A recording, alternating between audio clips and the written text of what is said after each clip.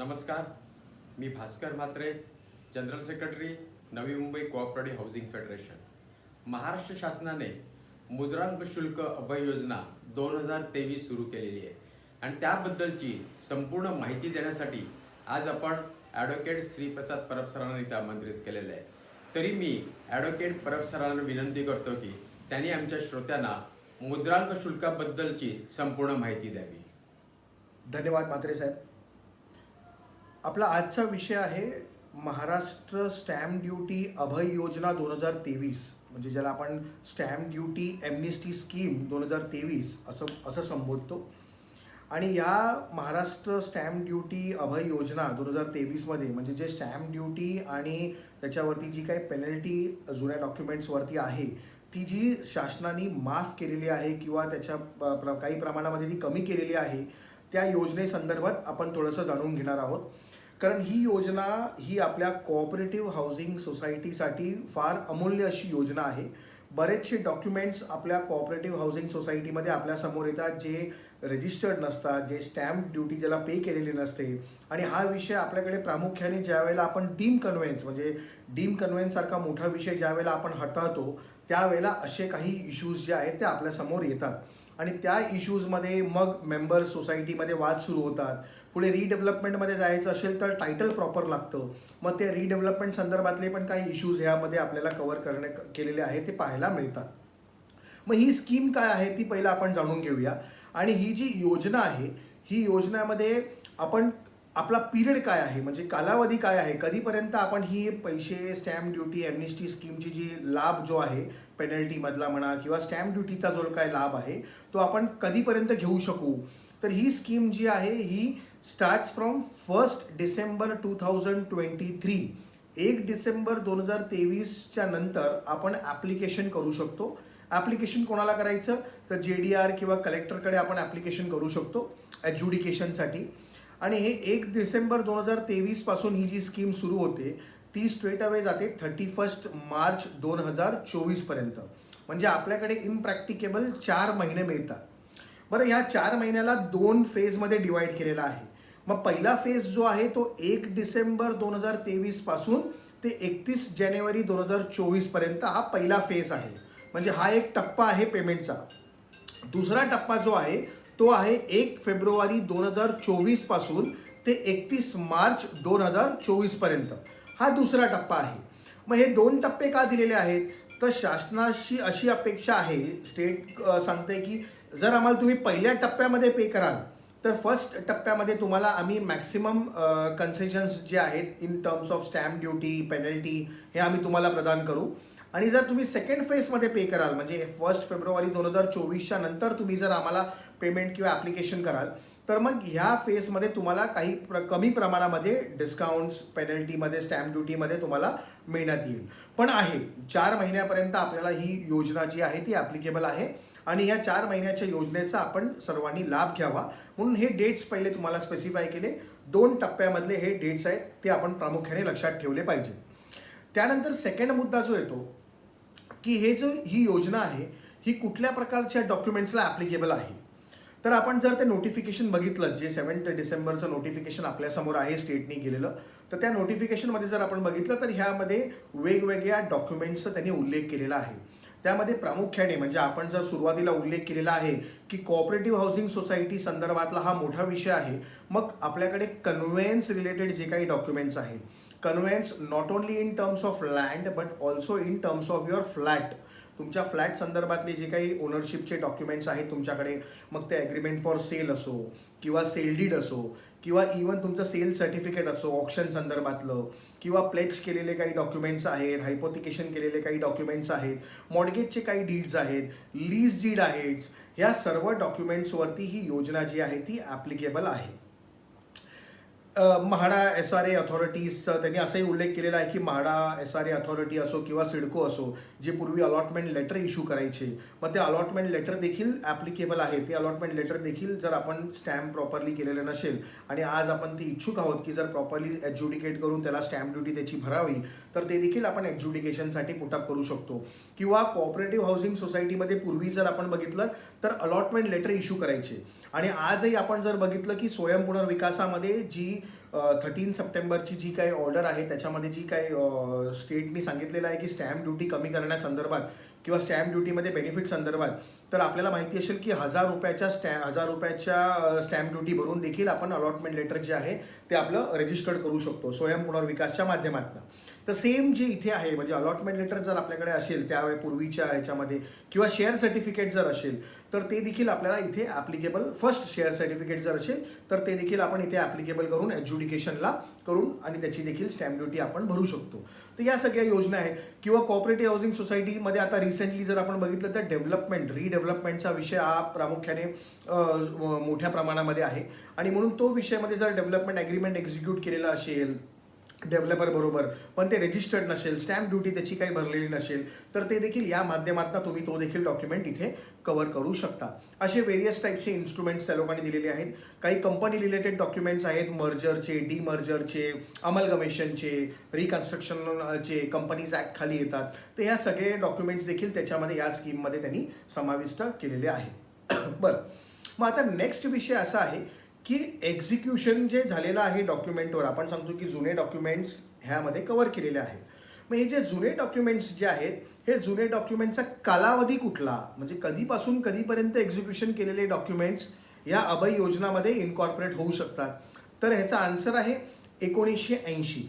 म्हणजे 1 जानेवारी 1980 पासून ते आता 2020 पर्यंत म्हणजे 31 डिसेंबर 2020 पर्यंत जे सर्व डॉक्युमेंट्स ह्या 40 वर्षाच्या कालावधीमध्ये एक्झिक्यूट झालेले आहेत ते ह्या योजनेमध्ये आपल्याला कव्हर करता येतील. मग ह्याच्यामध्ये सरसकट सेम आहे का, म्हणजे जे काही स्टॅम्प ड्युटी वेवर आहे, पेनल्टी वेवर आहे, हा सरसकट सगळ्या 40 वर्षाच्या डॉक्युमेंटला सेम आहे का? नाही. मग ह्यामध्ये पण देखील 2 पार्ट्स केलेले आहेत. पहिले 20 वर्ष म्हणजे 1 जॅन 1980 पासून ते 31 डिसेंबर 2000 पर्यंत इथे तुम्हाला जास्त प्रमाणामध्ये योजना ज्या आहेत त्या लागू आहेत, ॲप्लिकेबल आहेत. आणि त्यानंतर म्हणजे 2001 1 जॅन 2001 पासून ते 31 डिसेंबर 2020 पर्यंत ही एक सेकंड कॅटेगरी दिलेली आहे. अशा 2 कॅटेगरी 20-20 वर्षाच्या केलेल्या आहेत. मग योजना काय आहे आणि योजनेचा आपण लाभ कसा घ्यावा, तर लाभ घ्यावा तर सिंपल एक ॲप्लिकेशन फॉर्म त्या योजनेच्या पाठी, नोटिफिकेशनच्या पाठी जोडलेला आहे. तो एक सिंपल ॲप्लिकेशन आहे. तो ॲप्लिकेशन फॉर्म आपल्याला सबमिट करायचा आहे JDR कलेक्टर ऑफिसला एज्युडिकेशनसाठी. आणि त्यामध्ये आपल्याकडे जे असलेले डॉक्युमेंट्स आहेत, जे आपल्याकडे काही जुन्या स्टॅम्प्स पेपरवरती एक्झिक्यूट केलेले डॉक्युमेंट असतील किंवा ॲडेसिव्ह स्टॅम्प असेल किंवा 2000 नंतर जे ग्रास चलान आलं, ESTPR आलं, चलान झाले, तर ह्याच्यामध्ये जे एक्झिक्यूट केलेले डॉक्युमेंट्स आहेत ते आपण तिथे प्रोड्यूस करू शकतो. आणि त्या फॉर्म भरून त्याच्यामध्ये आपली सगळी माहिती देऊन प्रॉपर्टीचं डिस्क्रिप्शन, इवन समजा त्या काळचे काही लोक नसतील पण त्यांचे लिगल एअर्स जर आज असतील, सक्सेसर असतील, तर ते देखील ॲप्लिकेशन करण्यासाठी ते ह्याच्यामध्ये एलिजिबल आहे. तर ते देखील ॲप्लिकेशन करू शकतात. आणि सगळे डिस्क्रिप्शन दिल्यावरती मग आपण ॲप्लिकेशन द्यायचं. त्याच्यानंतर त्यांची ऑर्डर येणार की तुम्ही एवढी स्टॅम्प ड्युटी तुमची डेफिशिएट होती, एवढी पेनल्टी आहे आणि ह्या स्कीमप्रमाणे तुम्हाला आता एवढं भरणं आहे. आणि ते ऑर्डर आल्यापासून विदिन 7 डेज आपल्याला ती रक्कम भरणं अनिवार्य आहे. अदरवाईज त्या स्कीमचा लाभ आपल्याला मिळू शकत नाही. म्हणजे शासनाचं इंटेन्शन हे आहे की लवकरात लवकर डॉक्युमेंट्स रेकॉर्डवरती यावेत, टायटल जे आहे ते रेकॉर्डवरती यावं स्टेटच्या, आणि त्यामध्ये तुम्हालाही देखील चा लाभ व्हावा, स्टॅम्प ड्युटीचा लाभ व्हावा. पण तुम्ही या योजनेचा टाईम बाउंड पिरियडमध्ये त्याचा लाभ घ्यावा, ही देखील एक शासनाची मॅन्डेटरी रिक्वायरमेंट आहे. म्हणून ऑर्डर आल्यापासून विदिन 7 डेज आपल्याला पैसे भरणं अनिवार्य आहे. तर अशा प्रकारे आपण ॲप्लिकेशन करू शकतो. बरं, ॲज्युडिकेशनमध्ये त्यांनी जे स्लॅब्स दिलेले आहेत ह्या डॉक्युमेंटच्या पिरियडचे, त्यामध्ये आपल्याला काय बेनिफिट मिळू शकतो, तर तिथे जर आपण पाहिलं तर डॉक्युमेंट्स जर 1980 पासून ते 2000 पर्यंत ह्या पिरियडचं म्हणजे फार जुनं डॉक्युमेंट असेल तर त्या डॉक्युमेंटवरती मॅक्सिमम बेनिफिट्स जे आहे ते पास ऑन केलेले आहे. मग समजा आपण पहिली केस जी आहे ती आपली 1980 1 जॅन 1980 पासून ते 31 डिसेंबर 2000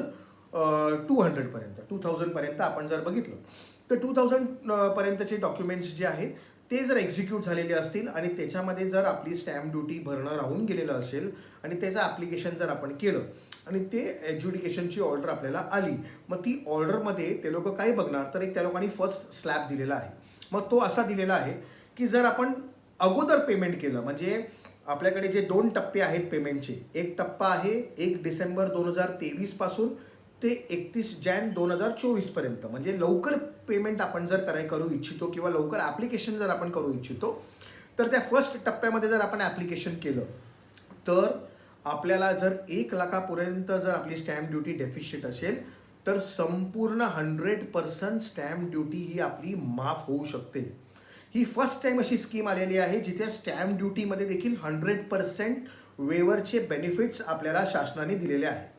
तर ही देखील पहिल्या टप्प्यामध्ये जर आपण पेमेंट करू इच्छितो किंवा ॲप्लिकेशन जर आपण केलं आणि जर आपली 1 लाखापर्यंत स्टॅम्प ड्युटी असेल आणि आपलं डॉक्युमेंट जर पहिल्या कॅटेगरीमध्ये असेल, म्हणजे 1980 पासून ते 2000 पर्यंत जर असेल, तर आपल्याला 100% स्टॅम्प ड्युटीमध्ये वेवर मिळू शकतो आणि पेनल्टीमध्ये देखील 100% आपल्याला वेवर मिळू शकतो.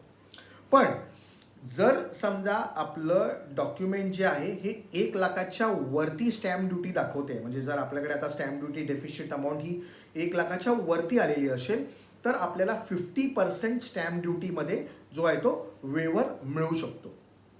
50% जो आहे तो आपल्याला स्टॅम्प ड्युटीमध्ये वेवर आहे. पण पेनल्टीमध्ये मात्र 100% वेवर दोन्हीकडे ॲप्लिकेबल आहे, भलेही ते 1 लाखाच्या वर असो किंवा 1 लाखाच्या आतमध्ये असो.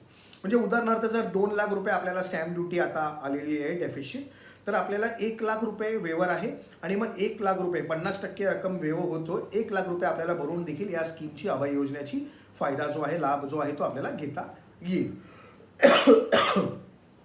तर हा झाला आपला पहिला पार्ट, म्हणजे आपण बघितलं की 100% आणि 50% इकडे ॲप्लिकेबल होतं. पण हेच जर आपण डिले केला पेमेंटला, म्हणजे आपण 1 फेब 2024 नंतर ॲप्लिकेशन केलं आणि 31 मार्चच्या आतमध्ये, आणि मग तिथे जर आपली ऑर्डर आलेली असेल, तर तिथे जे आपल्याला बेनिफिट्स 100% आणि 50% झालेले आहेत, तर ते आपल्याला तिथे कम डाऊन होतात आणि ते 80% स्टॅम्प ड्युटीमध्ये आपल्याला बेनिफिट्स मिळतात आणि 50% जे आहे तिथे त्याच्याऐवजी आपल्याला 40% पर्यंत बेनिफिट मिळू शकतात in terms of stamp duty. In terms of penalty तिथेही काही बेनिफिट्स दिलेले आहेत, 80% to 70% पर्यंत तिथे आपल्याला बेनिफिट्स पेनल्टीमध्ये देखील मिळतात सेकंड कॅटेगरीमध्ये. म्हणजे जर आपण डिले केला तर आपल्याला थोडीशी पेनल्टी पण ॲप्लिकेबल होऊ शकते आणि थोडीशी स्टॅम्प ड्युटी डेफिशिट देखील भरावी लागू शकते. पण जर आपण ह्या योजनेचा लवकर लाभ घेण्याचा प्रयत्न केला तर आपल्याला 100% वेवर आहे in terms of stamp duty आणि in terms of penalty also आपण 100% पर्यंत जाऊ शकतो. आता सेकंड कॅटेगरी म्हणजे जर डॉक्युमेंट हे 2000 नंतर एक्झिक्यूट झालेलं असेल आणि 2020 पर्यंत ह्या कालावधीमध्ये, ह्या 20 वर्षाच्या कालावधीमध्ये जर डॉक्युमेंट एक्झिक्यूट झालेलं असेल आणि पण त्याच्यावरती स्टॅम्प ड्युटी आपण भरलेली नसेल आणि आता आपण एज्युडिकेशनसाठी ॲप्लिकेशन पुटअप केलेलं असेल, तर ह्या कॅटेगरीमध्ये जर आपण बघितलं तर ह्या कॅटेगरीमध्ये त्यांचा जो रेशिओ आहे तो आहे की अप टू 25 crores जर तुमची स्टॅम्प ड्युटी डेफिशिट असेल तर त्यामध्ये तुम्हाला 25% पर्यंतचा वेवर होऊ शकतो आणि 25 CRच्या वर असेल तर तुम्हाला 20%चा वेवर तो आहे तो ॲप्लिकेबल होऊ शकतो. इन टर्म्स ऑफ पेनल्टी जर आपण बघितलं तर 25 lakhsपर्यंत जर पेनल्टी असेल तर मग तुम्हाला तिकडे 90% वे ऑफ आहे आणि जर तुम्हाला 25 lakhsच्या वरती असेल तर फक्त तुमच्याकडे one time 25 lakh rupees penalty ते लोक ॲप्लिकेबल करतील. आणि जर 25 CRच्या वरची जर कॅटेगरी आहे पण तिकडे जर तुम्हाला 1 CR पर्यंत पेनल्टी आलेली आहे तर 1 CR पर्यंत मॅक्सिमम लिमिट तुम्हाला पेनल्टीची दिलेली आहे. हे सगळे मोठे ॲप्लिकेशन्स आहेत जिथे अपील्स पेंडिंग असतात, रिव्ह्यूसाठी काही विषय पेंडिंग असतात. मग ते अपील रिव्ह्यू तुम्ही पहिले विड्रॉ करायचे आणि मग तुम्ही इथे पुटअप करून ह्या स्कीमची अभय योजनेचा लाभ तुम्ही घेऊ शकता. हेच जर आपण नेक्स्ट कॅटेगरी बघितलं, म्हणजे पेमेंट जर आपण डिले करायचा प्रयत्न केला, डिले करण्यापेक्षा म्हणण्यापेक्षा सेकंड फेजमध्ये आपण जर ह्याचा लाभ घेण्याचा प्रयत्न करायचं इच्छुक असू, म्हणजे 1 फेब्रुवारीच्या नंतर जर आपण ॲप्लिकेशन केलं तर हे जे आपल्याला 25% आणि 20%चे बेनिफिट्स आहेत ते कम डाऊन होऊन 20% आणि 10% पर्यंत होतात. 25 लाखाची रक्कम आपल्याकडे पेनल्टीची रक्कम जी आहे ती 50 लाखापर्यंत जाते आणि 1 करोडची रक्कम जी आहे ती 2 CR होते. म्हणजे जेवढा लवकरात लवकर आपण ह्या योजनेचा लाभ घेऊ तेवढ्या लवकरात लवकर आपल्याला जास्त प्रमाणामध्ये बेनिफिट्स जे आहेत ते अवेल करता येतील. म्हणून सर्वांना ही रिक्वेस्ट आहे, ज्या वेळेला आपण कोऑपरेटिव्ह हाऊसिंग सोसायटीमध्ये आपले डॉक्युमेंट्स जे आहे ते याचं फार मूल्य असतं. बायलॉ नंबर 38 प्रमाणे तुम्हाला माहिती असेल की रजिस्टर्ड डॉक्युमेंट आणि प्रॉपरली ड्युली स्टॅम्प्ड असेल तरच ट्रान्सफर ऑफ प्रॉपर्टी जे आहे ते ट्रान्सफर बेस्ट होतं. या सगळ्या प्रिन्सिपलच्या आधारावरती ह्या योजनेचा लाभ घेणं एकदम गरजेचं आहे आपल्या इमारती आता जुन्या झालेल्या आहेत, पुढे रिडेव्हलपमेंट आहे, डीम कन्व्हेन्ससारखे विषय आपल्याकडे आहेत. त्यामुळे ह्या योजनेचा लाभ सर्व महाराष्ट्र कोऑपरेटिव्ह सोसायटी ॲक्टमध्ये येणाऱ्या सगळ्या मेंबर्सनी ह्या गोष्टींचा लाभ घ्यावा आणि आपल्या पुढे टायटल जे आहे ते प्रॉपरली क्लिअर करून घ्यावं. अशी योजना फार रेअरली येते, म्हणजे ते स्टॅम्प ड्युटीमध्ये 100% वेवर होतो किंवा पेनल्टीमध्ये 100% वेवर मिळतं. तर ह्या योजनेचा लाभ सर्वांनी घ्यावा. ह्याच्यासाठीच फक्त आम्ही हा व्हिडिओ जो आहे तो तुमच्यासमोर आणण्याचा एक छोटासा प्रयत्न केलेला आहे. धन्यवाद.